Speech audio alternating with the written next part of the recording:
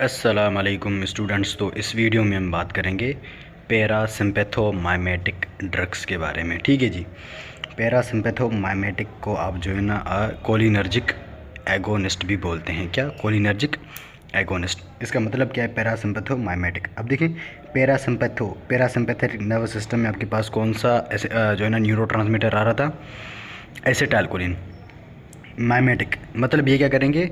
Mimics the action of acetylcholine. ठीक है, मतलब कि ये जो है ना जो भी एसिटाइलकोलिन का एक्शन है उसको एग्जॉजरेट करेंगे। ठीक है। अच्छा, पहले जो है ना हम इसकी फॉर्मेशन जो है ना देख लेते हैं कि एसिटाइलकोलिन फॉर्म कैसे होता है। ठीक है।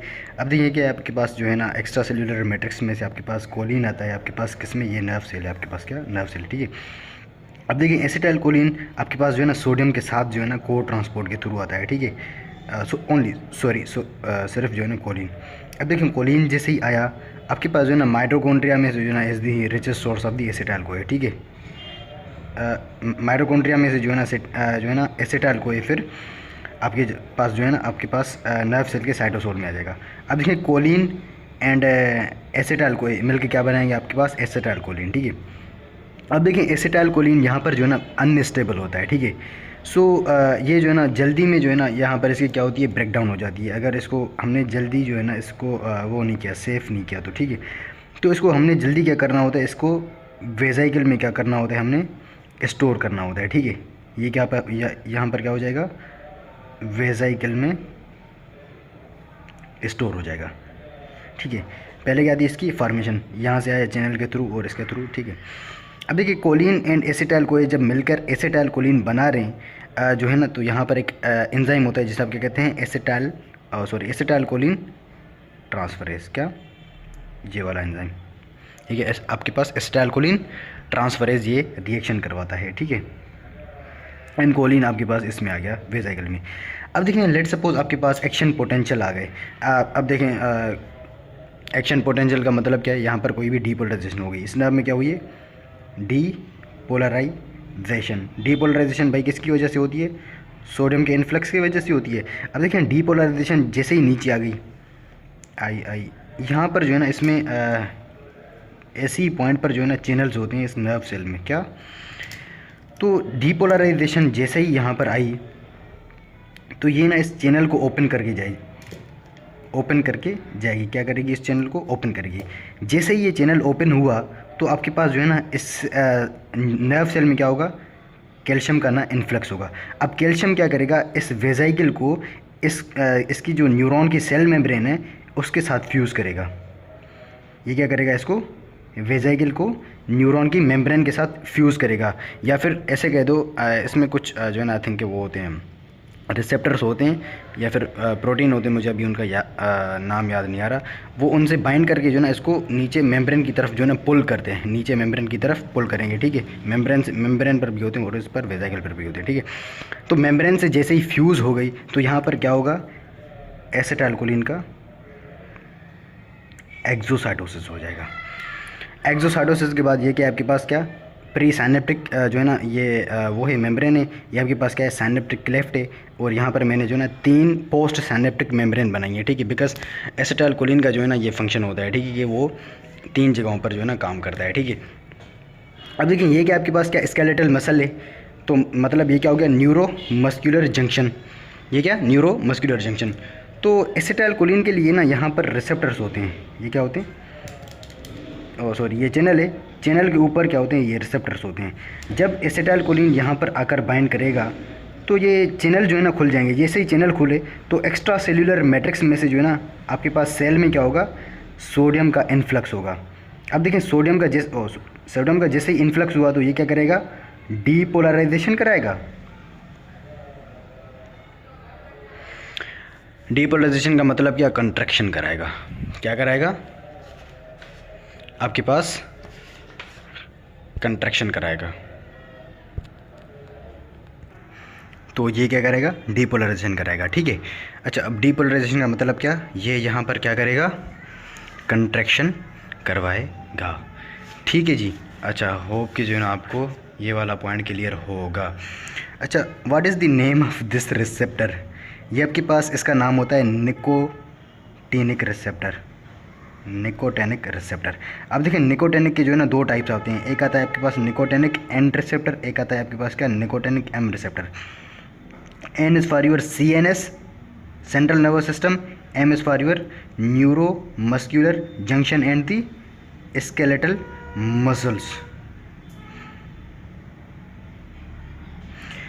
अब ये चीज़ यहाँ पर काम की है, ये आपको याद करना है कि निकोटेनिक रिसेप्टर्स कहाँ पर मौजूद होते हैं, बिकॉज अभी जब इनका एक्शन पढ़ेंगे ना, इनके जो पर्टिकुलर ड्रग्स होंगे इनके निकोटेनिक रिसेप्टर के, वो आपके पास एगोनिस्ट, तो वो यही करवाएंगे। ठीक है, आपके पास लाइक मैंने कोई भी ड्रग दे दिया जो कि न्यूरोमस्कुलर जंक्शन के रिसेप्टर्स पर जो है ना एक्ट कर रहा है, तो वो वहाँ पर कंट्रैक्शन कराएगा। ठीक है, ऐसा ही ये हो गया हमारे पास निकोटेनिक रिसेप्टर्स। अच्छा, उसके बाद जो है ना ये एसिटाइलकोलिन एक और रिसेप्टर पर भी जो है ना बाइंड कर सकता है। दिस इज़ योर दैट जो है ना रिसेप्टर, ये आया यहाँ पर बाइंड किया। अब देखें जब ये इस पर बाइंड करेगा ना, तो ये रिसेप्टर होता है। इस रिसेप्टर का नाम है आपके पास क्या सर्पेंटाइन या फिर 7 पास रिसेप्टर। ये आपके पास क्या होते हैं, जी प्रोटीन कपल्ड होते हैं। जी प्रोटीन में से भी ये आपके पास एक्टिवेट करेगा किसको, GQ को। ये मैंने पहले भी डिस्कस किया था। ठीक है, तो GQ यहाँ पर क्या करेगा, एक एंजाइम है उसको एक्टिवेट करेगा, किसको, this is your that happy enzyme, ये इसको एक्ट करेगा। आपके पास क्या है, फास्फोलाइपेज C। अब देखिए फास्फोलाइपेज C क्या करेगा, फास्फोआइनोसिटोल डाइफास्फेट को कन्वर्ट करेगा किसमें, into the IP3 and diacylglycerol. अब देखें डाइएसाइल ग्लिसरॉल आपके पास क्या करता है, प्रोटीन काइनेज C को एक्टिवेट करता है, एंड IP3 आपके पास क्या करता है, इंट्रासेल्युलर कैल्शियम लेवल को बढ़ा देता है। एंड ये आपके पास जो भी एक्शंस करेंगे आपके पास, या तो कंट्रैक्शन कराएंगे या किसी चीज़ की रिलैक्सेशन कराएंगे, एंड आपके पास जो है ना सिक्रेशन वगैरह भी करवाएंगे ये। ठीक है, अब देखें इन रिसेप्टर्स का नाम होता है आपके पास क्या, मस्करेनिक रिसेप्टर्स। अब देखिए मस्करेनिक रिसेप्टर्स में भी जो है ना 5 टाइप्स आती हैं इसकी। यहाँ पर ये जो मैंने एक्शन बताया, ये आपके पास मोस्ट ऑफ द टाइम आपके पास M1 एंड M3 का होता है, M1 एंड M3। अब देखें M1 आपके पास प्रेजेंट होता है कहाँ पर, आपके पास जो है ना गैस्ट्रिक पैराइटल सेल्स में। कहाँ पर, गैस्ट्रिक पैराइटल सेल्स। अब देखें पैराइटल सेल्स का क्या होता है, क्या काम होता है, आपके पास जो है ना प्रोड्यूस करते हैं क्या, इंट्रिंसिक फैक्टर एंड HCl ना, तो वो इसकी प्रोडक्शन करवाएगा जब ये M1 पर बाइंड करेगा। एंड देन M3 होना चाहिए यहाँ पर। अब देखिए जब M3 पर बाइंड करेगा तो M3 भी यही एक्शन करवाएगा, ये जो यहाँ पर किया, ये कंट्रैक्शन करवाएगा, या फिर यहाँ पर सिक्रेशन करवा रहा था, या तो कंट्रैक्शन या फिर रिलैक्सेशन जो भी। अब देखिए M3 पर जब ये बाइंड करेगा तो M3 यहाँ आपके पास प्रेजेंट होता है कहाँ पर, ब्लैडर पर। आपके पास ये प्रेजेंट होता है कहाँ पर, एक्सोक्राइन ग्लैंड्स। कहाँ, एक्सोक्राइन ग्लैंड्स पर। एंड ये आपके पास कहाँ प्रेजेंट होता है, स्मूथ मसल्स पर। क्या, स्मूथ मसल्स पर, लाइक आपके पास जो GIT के मसल्स हो गए। इनकी लोकेशन याद करना, बिकॉज इन्नी जो है ना ये याद होगी तो आपको जो भी ड्रग होगा उसका आपको एक्शन याद हो जाएगा। ठीक है, अच्छा M1 M3 M2 M3 हो गया। अब देखें एसिटाइलकोलिन एक और रिसेप्टर पर जो है ना बाइंड कर सकता है, this is your that receptor. आपके पास ये भी जो है ना आपके पास क्या होता है, 7 पास रिसेप्टर होता है, बट ये GQ को एक्टिवेट कर रहा था, ये आपके पास क्या करेगा, G इनहिबिटरी को एक्टिवेट करेगा। अब देखें मैं पहले नॉर्मल बता देता हूँ, ये आपके पास क्या है, एक एंजाइम है, इस एंजाइम का नाम है आपके पास क्या, एडिनालेट साइक्लेस। अब देखें एडिनालेट साइक्लेस क्या करता है, ATP को कन्वर्ट करता है किसमें, सिक्लिक AMP में। अब देखें सिक्लिक AMP यहाँ पर क्या करेगा, प्रोटीन काइनेज A की जो है ना वो बढ़ा देगा। प्रोटीन काइनेज A यहाँ पर क्या करेगा, कंट्रैक्शन वगैरह या फिर जो भी रेस्पॉन्स होगा, ठीक है, वो करेगा। अब देखें जब G इनहिबिटोरी एक्टिवेट हो गया, G इनहिबिटोरी क्या करेगा, इस एंजाइम को जो है ना इनहिबिट कर देगा। इसको इनहिबिट कर दिया तो कंट्रैक्शन नहीं होगी, मतलब क्या होगी, रिलैक्सेशन होगी। क्या होगी, relaxation. This is your M2 receptor, muscarinic 2 receptor. ये आपके पास क्या करवाता है, रिलैक्सेशन करवाता है। एंड M2 आपके पास कार्डियक सेल्स पर होता है। क्या,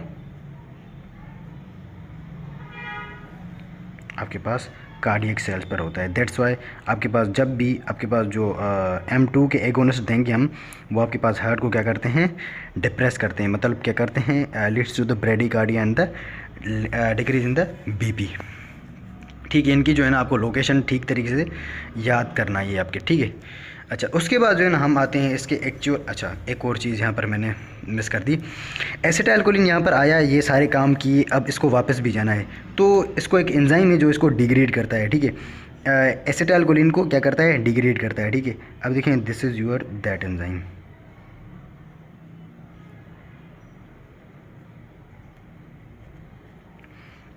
इसका नाम क्या है, एसिटाइलकोलिन, आपको पता होगा, ईस्टरेज, ठीक है। ये इसको ब्रेक डाउन करता है into the acetyl CoA and choline. अब देखें, कोलिन यहाँ से फिर जो है ना रीसाइकिल हो जाएगा, एंड देन फिर ये साइकिल जो है ना, साइकिल आपके पास जो है ना आपके पास क्या होती होगी, रिपीट हो रही होगी, ठीक है। अब देखिए यहाँ पर दो स्पेशल पॉइंट मैं बता दूँ कि जो इसकी ये एक्सोसाइटोसिस दी, एक्सोसाइटोसिस को जो है ना एक टॉक्सिन है, इसको जो है ना इनहिबिट करता है। उस टॉक्सिन का आपके पास नाम है क्या, बोट्यूलिनम टॉक्सिन। क्या, botulinum toxin inhibit the exocytosis, inhibit the exocytosis. Exocytosis नहीं होगी तो एसिटाइलकोलिन नहीं आएगा, तो एसिटाइलकोलिन नहीं आएगा तो रेस्पॉन्स नहीं होगा, ठीक है। होप कि क्लियर होगा ये। अच्छा, एक और टॉक्सिन है जो आपके पास जो है ना इसकी या तो ये कह दें कि जो है ना इसकी ये रीअपटेक है। अच्छा, ये इसको जो है ना आप रीअपटेक भी कह सकते हैं, या फिर इसको जो है ना आप क्या, इसकी रीसाइकलिंग भी जो है ना इसे आप कह सकते हैं। अच्छा, यहाँ पर जो इसको जो है ना रीसाइकलिंग को आपके पास जो चीज़ इनहिबिट करती है वो आपके पास होती है हेमीकोलिनियम। क्या, हेमीकोलिनियम, इसको इनहिबिट करिए। इसको आप या तो रीअपटेक कह दें या फिर रीसाइकिल कह दें, ठीक है। अच्छा, ये दोनों पॉइंट्स आपके पास जो है ना BCQs इनमें से बनते हैं, ठीक है। अच्छा, होप कि जो है ना आपको ये पूरा क्लियर होगा। अभी जो है ना एक्चुअल हम ड्रग्स पर मूव करते हैं, ठीक है। अच्छा, ड्रग्स में जो है ना हमारे पास आती हैं डायरेक्ट एक्टिंग। अब देखें, डायरेक्ट एक्टिंग का मतलब क्या है, वो डायरेक्ट जो है ना एसिटाइलकोलिन को जो है ना या तो उसकी जो है ना कंसंट्रेशन को बढ़ा रही हैं, मतलब क्या, मतलब कंसंट्रेशन को नहीं, उसकी तरह जो है ना एक्ट कर रही हैं, ठीक है, उसकी तरह एक्ट कर रही हैं, ठीक है, उसके एक्शन को क्या कर रही हैं, मिमिक्स कर रही हैं, ठीक है। एंड देन दूसरी आती है हमारे पास क्या, इनडायरेक्ट एक्टिंग। अब देखिए, इनडायरेक्ट एक्टिंग क्या करती हैं, इस एसिटाइलकोलिन ईस्टरेज को क्या करती हैं, इनहिबिट करती हैं। इसको इनहिबिट करेंगी तो एसिटाइलकोलिन की जो है ना डिग्रेडेशन नहीं होगी। एसिटाइलकोलिन की जब डिग्रेडेशन नहीं होगी तो एसिटाइलकोलिन साइनेप्टिक क्लेफ्ट में बहुत ज़्यादा देर तक रहेगा, तो उसका एक्शन प्रोलॉन्ग होता रहेगा, मतलब थोड़ी सी क्वांटिटी में भी जो है ना वो आपके पास ज़्यादा आपको एक्शन देगा, ठीक है। तो वो आपके पास क्या हो जाएंगे, इनडायरेक्ट एक्टिंग, बिकॉज वो एसिटाइलकोलिन की तरह वर्क नहीं कर रहे हैं, बस वो इस एंजाइम को इनहिबिट कर रहे हैं, बाकी सारा काम जो है ना एसिटाइलकोलिन खुद ही कर रहा होता है, ठीक है। अच्छा, यहाँ पर जो बुक में दिया हुआ है, पहले आपके पास जो है ना एसिटाइलकोलिन दिया हुआ है। एसिटाइलकोलिन को जो है ना मैंने ANS का जो पहला वाला वीडियो था उसमें जो है ना डिटेल से डिस्कस किया था, अभी मैं वो नहीं करूँगा बिकॉज टाइम भी नहीं है और फालतू है वैसे भी, ठीक है। अब देखिए, डायरेक्ट एक्टिंग में आपके पास जो है ना पहला ड्रग है आपके पास, उसका नाम है आपके पास उसका नाम क्या है, बेथेनोकोल। क्या, बेथेनोकोल।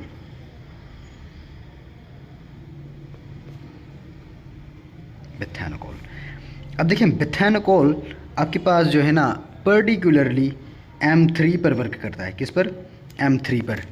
अब यहाँ पर आ जाएं, M3 कहाँ पर था, bladder, exocrine glands and smooth muscles. अब तो GID, अब देखो GID पर काम करेगा तो increase the GI motility, exocrine पर करेगा तो इंक्रीज सलाइवेशन, इंक्रीज यूरिनेशन। समझ में आ रहा है ना, तो यहाँ पर मैंने यही लिखा हुआ है।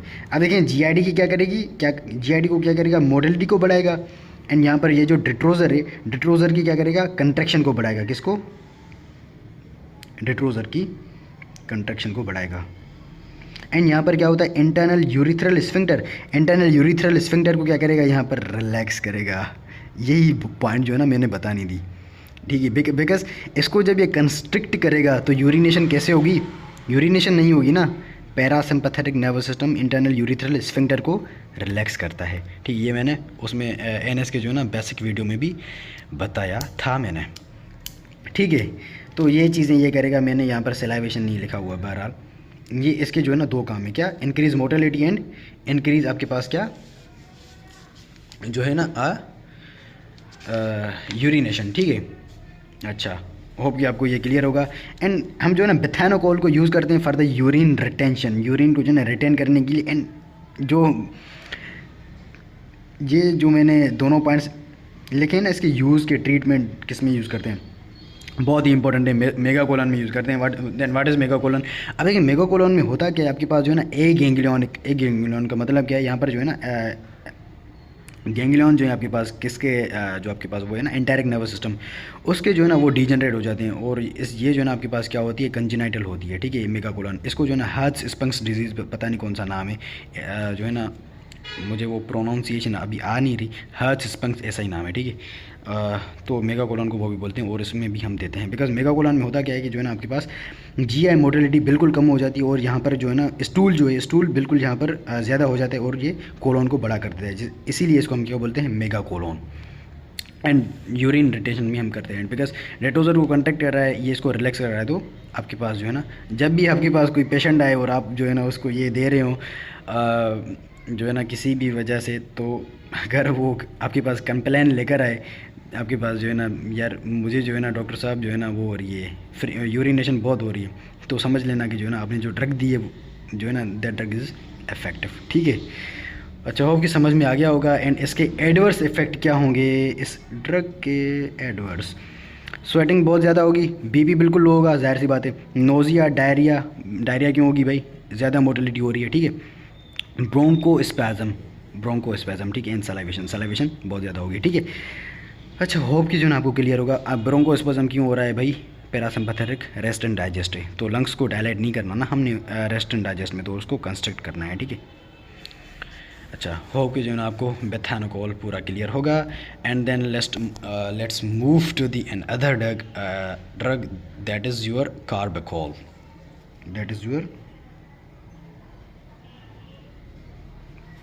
कार्बेकोल।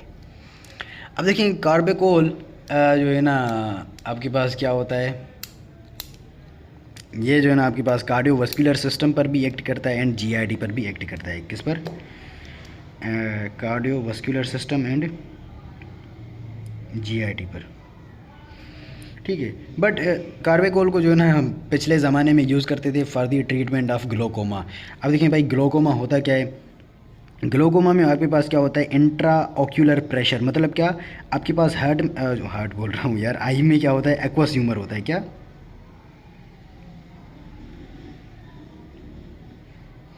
अब देखिए एक्वस ह्यूमर आपके पास क्या होता है, एक फ्लूइड होता है जो कि आपके पास जो है ना आई में जो है ना बंदा रहता है, वो आपके पास उसको जो है ना आपने ड्रेन करना होता है।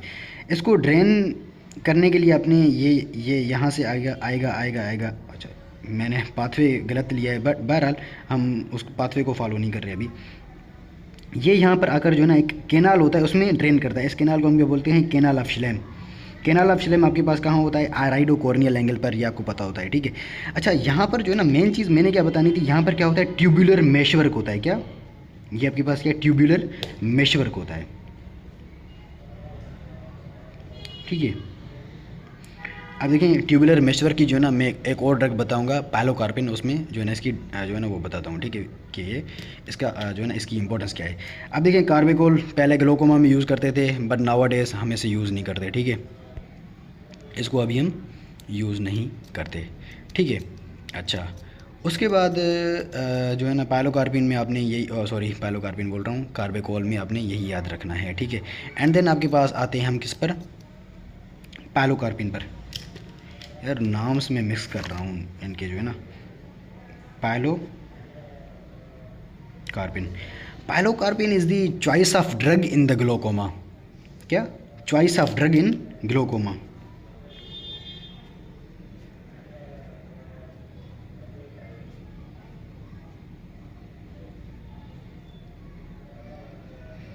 बट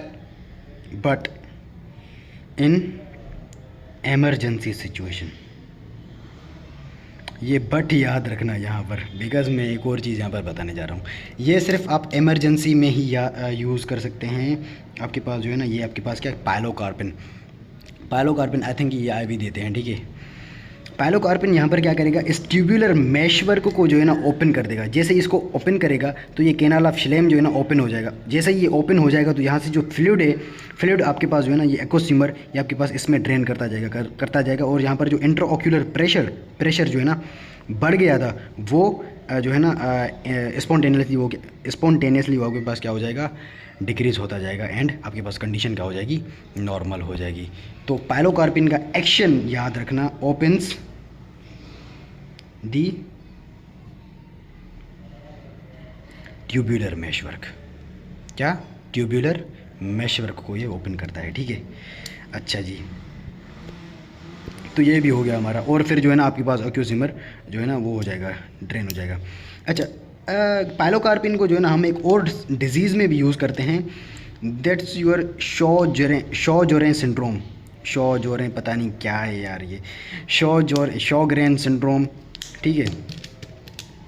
इसकी स्पेलिंग बहरहाल ये है SJO, उसके बाद उसके ऊपर जो है ना पता नहीं 2 डॉट्स भी हैं, GREN, शॉ-ग्रेन सिंड्रोम, ठीक है। इसमें बेसिकली होता क्या है, 2 चीज़ें होती हैं। एक होता है आपके पास क्या, ड्राई माउथ एंड डिक्रीज लेक्राइमेशन। अब देखें जो ड्राई माउथ है इसको आप जो है ना ज़ीरोस्टोमिया भी कहते हैं, क्या, ज़ीरोस्टोमिया।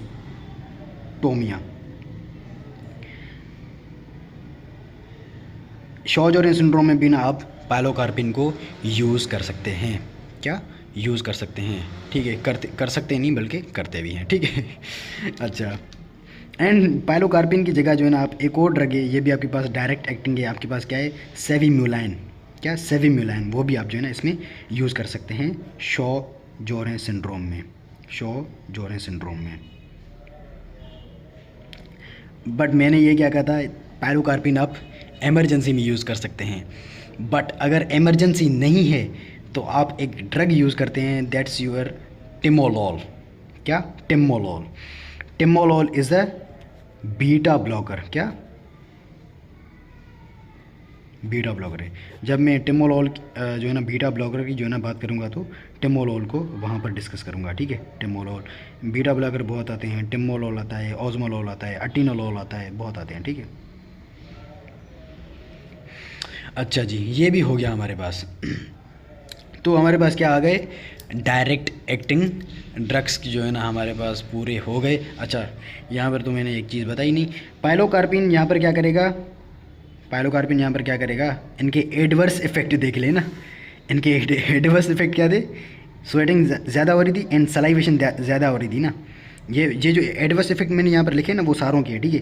तो यहाँ पर डिजीज़ क्या है, शॉ-जोरेन सिंड्रोम है ना, तो इसमें ड्राई माउथ है, तो यहाँ हमें क्या चाहिए, सलाइवेशन ज़्यादा चाहिए ना, तो सलाइवेशन ज़्यादा होगी। अब देखें एडवर्स इफेक्ट को जो है ना वो नहीं समझना कि ये बिल्कुल एडवर्स हैं। कुछ कुछ कंडीशन में जो है ना वो हमारे पास एडवर्स होते हैं और बाकी कंडीशन में जो है ना कुछ में हमारे पास ये बेनिफिशियल भी होते हैं, ठीक है। उसके बाद क्या, लेक्राइमेशन। अब देखें लेक्राइमेशन को यहाँ मैंने लिखा नहीं है बहरहाल, बल्कि यहाँ पर लेक्राइमेशन वो ज़्यादा करेंगे, बिकॉज अब देखिए ना जो भी आपके पास जो है ना वो है आपके पास क्या, भी ग्लैंड है। लेट सपोज मैं एग्जांपल ले लेता हूँ किसकी, पैरोटिड ग्लैंड की। पैरोटिड ग्लैंड में आपके पास क्या होते हैं, आपके पास जो है ना वो होता है ना पैरासिम्पैथिक नर्वस सिस्टम आता है ना। पैरासिम्पैथिक नर्वस सिस्टम, उसके प्री गैंग्लियन फाइबर आते हैं, पोस्ट गैंग्लियन फाइबर आते हैं, नाइन्थ नर्व लेके जाती है प्री गैंग्लियन फाइबर, और पोस्ट गैंग्लियन फाइबर आपके पास लेके जाती है ऑरिकुलो टेम्पोरल नर्व, और वहाँ से एसिटाइलकोलिन वहाँ पर रिलीज़ करेगी। एसिटाइलकोलिन क्या करेगा, पैरोटिड ग्लैंड से क्या करेगा, सीक्रेशन बहुत ज़्यादा करवाएगा। अब देखिए अगर आपने पायलोकार्पिन दिया हुआ है तो पायलोकार्पिन क्या करेगा, एसिटाइलकोलिन के एक्शन को मिमिक करेगा। मिमिक करने के बाद क्या करेगा, इंक्रीज़ कराएगा। ड्राई माउथ है तो उसको वहाँ पर क्या करेगा, लेक्राइमेशन, सलाइवेशन ज़्यादा करवाएगा, और ड्राई माउथ है वो आपके पास क्या हो जाएगा, कंपनसेट हो जाएगा। एंड लेक्राइमेशन भी ऐसे ही होती है, ठीक है। इसमें आपके पास क्या होता है, आपके पास इसमें कौन सा गैंग्लियन इन्वॉल्व होता है, टेरिकोप्लेटाइन गैंग्लियन से फाइबर जाते हैं, और फिर जो है ना फाइबर, ये मैंने बहरहाल डिस्कस किया था उसमें जो है ना, मैंने हेड एंड नेक की जो वीडियोस दी उसमें पूरा डिस्कस किया था बहरहाल। अच्छा, अभी जो है ना आप ये पूरा याद कर लेना, ठीक है जी। अच्छा, यहाँ पर एक और चीज़, ये जो pilocarpine is the choice of drug for the glaucoma in the emergency situation. अच्छा, होप कि जो है ना आपको ये पूरा का पूरा क्लियर होगा। ये आपके पास क्या था, पूरा जो है ना डायरेक्ट एक्टिंग ड्रग्स थे। अभी जो है ना हम बात करेंगे इनडायरेक्ट एक्टिंग के ऊपर। अब देखिए इनडायरेक्ट एक्टिंग का मैंने यहाँ पर बताया था ना कि वो एसिटाइलकोलिन ईस्टरेज को इनहिबिट करेंगे और जो है ना आपके पास हाँ सही सही। तो एसिटाइलकोलिन ईस्टरेज को जब इनहिबिट करेंगे तो एसिटाइलकोलिन का एक्शन जो है ना आपके पास ज़्यादा हो जाएगा और वो उसको एसिटाइलकोलिन जो है ना ज़्यादा फंक्शन करेगा, ठीक है। और ये जो है ना ऐसे ही काम करते हैं। अब देखिए इनडायरेक्ट एक्टिंग में आपके पास आते हैं रिवर्सिबल एंड इरिवर्सिबल आते हैं, ठीक है। मैं पहले रिवर्सिबल को जो है ना डिफाइन करूँगा। रिवर्सिबल में हमारे पास फर्स्ट आता है इड्रोफोनियम। क्या? अब देखिए edrophonium is used for the diagnosis of myasthenia gravis. क्या? अब देखिए व्हाट इज़ माइस्थीनिया ग्रेविस। अब देखिए माइस्थीनिया ग्रेविस आपके पास क्या होती है? ऑटो इम्यून डिजीज़ होती है। अब देखिए ऑटो एंटीबॉडीज़, ये क्या आपके पास क्या एंटी बॉडी ऐसा ही शेप होता है। ये क्या करती है आपके पास जो रिसेप्टर हैं एसिटाइलकोलिन की, उनको जो है ना क्या करती है? अटैक करती है ऑटो एंटीबॉडी, और फिर जो है ना उसके रिसेप्टर को जो है ना डिस्ट्रॉय करती है और एसिटाइलकोलिन जो है ना यहाँ पर वर्क नहीं करेगा। तो यहाँ पर क्या हो जाएगी? वीकनेस हो जाएगी। क्या हो जाएगी? वीकनेस हो जाएगी। अब आपने क्या करना है? डायग्नोस करना है कि माइस्थीनिया ग्रेविस आपने कैसे डायग्नोस करनी है? इड्रोफोनियम देंगे। Edrophonium helps in diagnosis of myasthenia gravis. Edrophonium का यही काम है। जब डायग्नोस हो गई तो आपने क्या करना है? इसका डोज बिल्कुल लो करना है। क्या? इड्रोफोनियम का डोज लो करना है। एंड एक और ड्रग है जिसका डोज आपने क्या करना है? बढ़ाना है। जिसका डोज आपने बढ़ाना है, दैट इज़ योर पायरिडोस्टिग्मीन। क्या? पायरिडोस्टिग्मीन।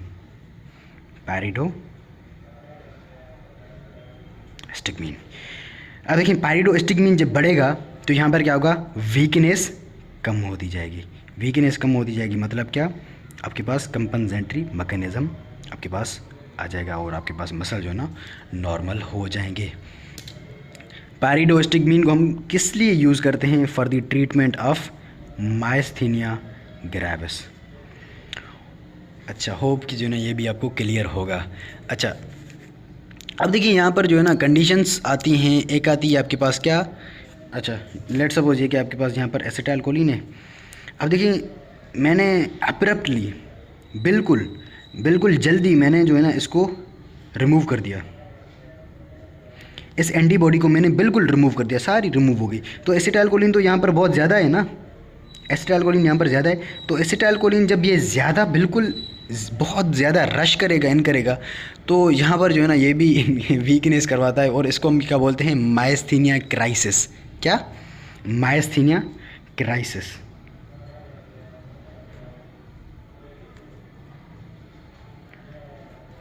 जब ये ज़्यादा एंजाइम ये जाएगा एसिटाइलकोलिन, तो ये बिल्कुल बहुत ज़्यादा हैवी कंट्रैक्शन कराएगा और उससे भी वीकनेस हो जाएगी और इस कंडीशन को भी बोलते हैं माइस्थीनिया क्राइसिस। क्या? Myasthenia crisis. अच्छा, अब लेट सपोज आपने क्या किया? अच्छा, एक कंडीशन है वो बता रहा हूँ अभी। लेट सपोज आपने पायरिडोस्टिग्मीन का इतना हाई डोज दिया है कि जो है ना ये आपके पास क्या करवा रहा है? यही करवा रहा है क्राइसिस। बट यहाँ पर जो आप यूज़ करेंगे उसको हम क्या बोलेंगे? Cholinergic crisis. क्या? Cholinergic crisis. ये एक ड्रग कर रहा है। क्या? ये एक ड्रग के थ्रू हो रहा है, तो उसको हम क्या बोलेंगे? Cholinergic crisis. और जो खुद एसिटाइलकोलिन कर रहा है तो वो क्या होगी आपके पास? Myasthenia crisis. इसमें अपने जो है ना क्या करना होता है वो भी मैं आपको बताता हूँ। इसमें ना आपने पहले तो इसको कम करना है। अगर कोलिनर्जिक क्राइसिस हो तो इसको कम कर देंगे तो ये ठीक हो जाएगा, ठीक है। अच्छा जी, तो ये भी हमारे पास हो गया। अच्छा, उसके बाद जो है ना एक और ड्रग आता है, उसको आप क्या बोलते हैं? नियोस्टिग्मीन। क्या? अब देखिए नियोस्टिग्मीन का आपके पास जो है ना जीआईडी एंड ब्लैडर पर बहुत ज़्यादा इफेक्ट होता है और ये इसकी क्या करता है? Increase the motility of both one. Bladder and GID की मोटिलिटी को बढ़ाएगा, ठीक है। GI और ब्लैडर की मोटिलिटी को बढ़ाएगा। मतलब इसको आप यूरिन जो है ना रिस्टोरेशन में आप यूज़ कर सकते हैं। किसको जो है ना इसके लिए, हाँ, फॉर दी यूरिन रिटेंशन, ठीक है। अच्छा, उसके बाद जो है ना एक इसका और फंक्शन है, it is antidote for the competitive neuromuscular blocker. अब देखिए न्यूरोमस्कुलर जंक्शन पर जो है ना निकोटिनिक रिसेप्टर जो बताए थे मैंने, उनको जो है ना एक इनका जो है ना ब्लॉक करता है, एक जो है ना चीज़ होती, कोई भी ड्रग होता है जो इनको ब्लॉक करता है, उसको हम क्या बोलते हैं, न्यूरोमस्कुलर ब्लॉकर। वो अभी हम जो है ना एंटागोनिस्ट में पढ़ेंगे, ठीक है। तो उसके लिए जो है ना ये आपके पास क्या होता है, एंटीडोट होता है। मतलब ये आपके पास उसको जो है ना डिस्ट्रॉय करेगा एंड आपके पास नॉर्मल कंडीशन हो जाएगी। ये आपने याद करना है इसमें, ठीक है। अच्छा जी, तो ये हो गया हमारे पास। उसके बाद जो है ना इसमें एक और ड्रग है, दैट इज़ योर फाइजोस्टिगमीन। क्या? फाइजोस्टिगमीन। अब देखें, फाइजोस्टिगमीन आपके पास जीआई मोटिलिटी बढ़ाएगा, ब्लैडर की मोटिलिटी बढ़ाएगा एंड इट इज़ एट्रोपिन। जो है ना जब आप एट्रोपिन का ओवरडोज होगा तो आप जो है ना एंटीडोट आप उसमें क्या देंगे, फाइगोस्टिगमीन। एंटीडोट सॉरी एट्रोपिन इज़ जो है ना आपके पास क्या होता है, कोलिनर्जिक एगोनिस्ट होता है। क्या?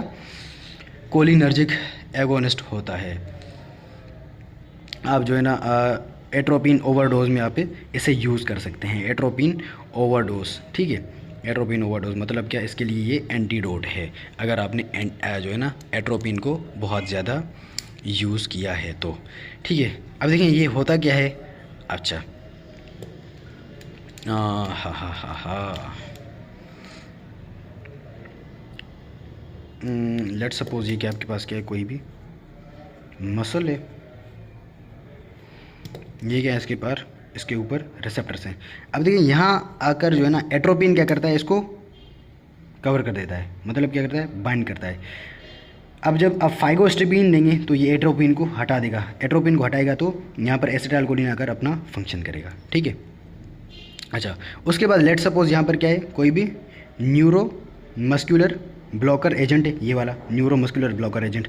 यहाँ पर आपने क्या दिया, नियोस्टिगमिन। तो नियोस्टिगमिन क्या करेगा, इसको हटाएगा और एसिटाइलकोलिन को अंदर आने देगा, ठीक है।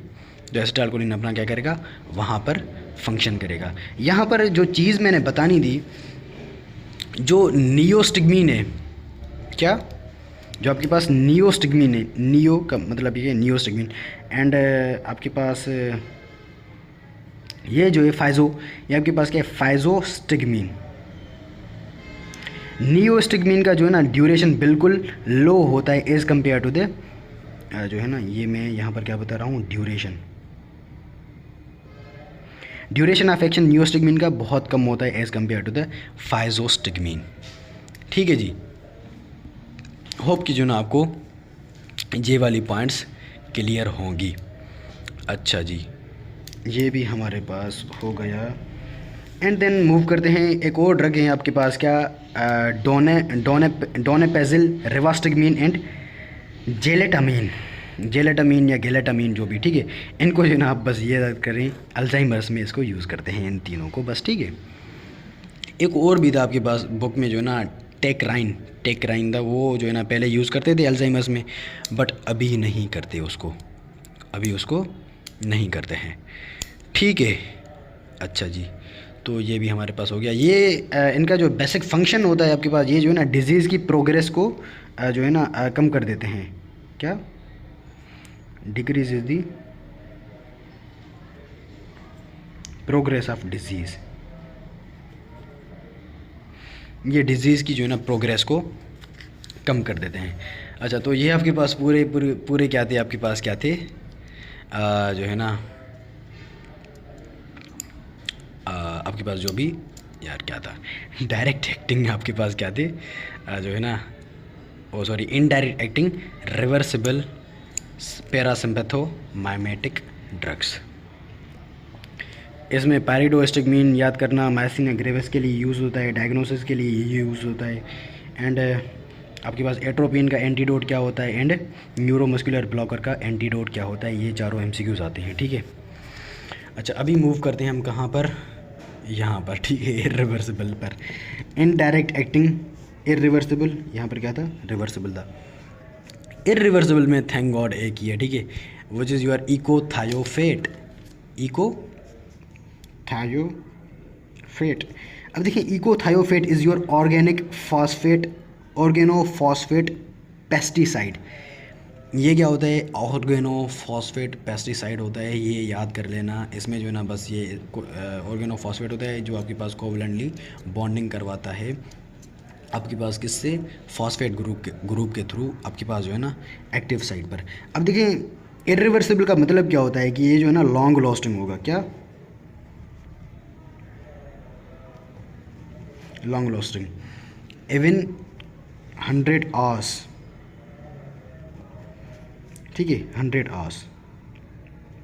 लॉन्ग लास्टिंग इतना भी नहीं कि जो है ना अपनी जगह से जो है ना निकले ही नहीं वहाँ से, ठीक है, as compare to the direct acting या फिर जो रिवर्सिबल इनडायरेक्ट एक्टिंग, ठीक है।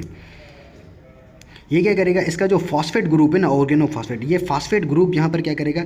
इसके थ्रू जो है ना ये आपके पास क्या एसिटाइलकोलिन ईस्टरेज एंजाइम है, ये जो है ना इसकी जो है ना एक्टिव साइट पर जो है ना ये फॉस्फेट ग्रुप जो है ना ये मैंने लिखा हुआ है, फॉस्फेट ग्रुप को जो है ना ये लेट डाउन करेगा तो एक्टिव साइट ही बंद हो जाएगी। ये यहाँ पर क्या था आपके पास? इसकी जो है ना इस एंजाइम की आपके पास क्या हो जाएगी? एक्टिव साइट बंद हो जाएगी। एक्टिव साइट बंद हो गई तो ये एंजाइम इनहिबिट हो जाएगा। जब ये एंजाइम इनहिबिट हुआ तो एसिटाइलकोलिन आपके पास जो सिंपैथेटिक वो थी आपके पास मेम्ब्रेन थी, यार यही था ना, ये न्यूरॉन था, ये आपके पास क्या थी, और ये यहाँ पर कोई भी चीज़ थी जहाँ पर एसिटाइलकोलिन ने एक्ट करना था। एसिटाइलकोलिन आया, इसको हमने डिग्रेड करना था यहाँ पर एसिटाइलकोलिन ईस्टरेज के थ्रू। जब ये इनहिबिट हुआ तो यहाँ पर एसिटाइलकोलिन बढ़ जाएगा ना, ऐसा ही। तो जब ये यहाँ पर बढ़ गया तो एसिटाइलकोलिन अपना बहुत ज़्यादा फंक्शन करेगा ना, ठीक है। अच्छा, आपने याद करना है ऑर्गेनोफॉस्फेट पेस्टिसाइड। आपके पास इसमें क्या होता है? फॉस्फेट ग्रुप होता है जिसके थ्रू ये एक्टिव साइट पर लॉन्ग लास्टिंग के लिए बाइंड कर रहा होता है, ठीक है।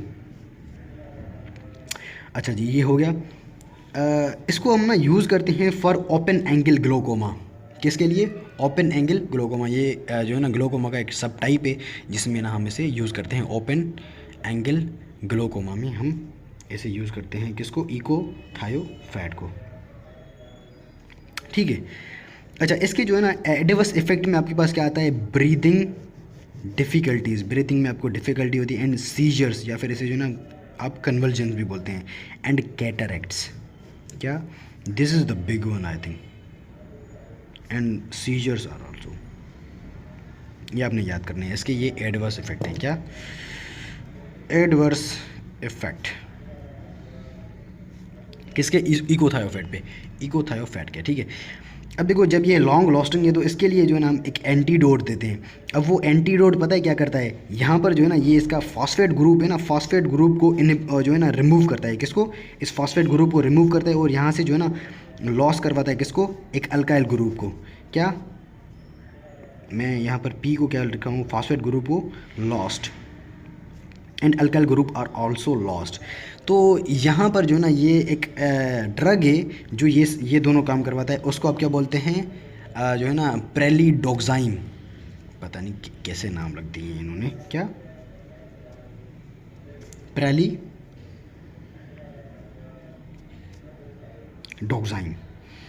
अच्छा, ये दोनों इफेक्ट किसके हैं? इस प्रेलिडोक्साइम ड्रग के हैं, प्रेलिडोक्साइम। ये ड्रग हम जो है ना एज अ एंटीडोट देते हैं फॉर इकोथायोफेट, बिकॉज इसका जो एक्शन है वो आपके पास क्या है?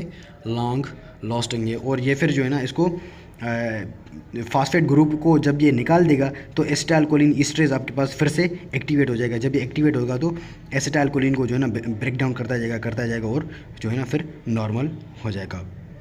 आपके पास जो कंडीशन है वो आपके पास क्या होगी? नॉर्मल हो जाएगी, ठीक है जी। अच्छा, होप कि जो है ना आपको पूरा का पूरा ये टॉपिक क्लियर होगा। इसमें हमने पैरासिम्पैथोमाइमेटिक ड्रग्स के बारे में जो है ना पूरी बात की है, ठीक है जी। अगर कोई भी जो है ना आपको क्वेश्चन हो तो आप जो है ना कमेंट बॉक्स में वो लिख दें।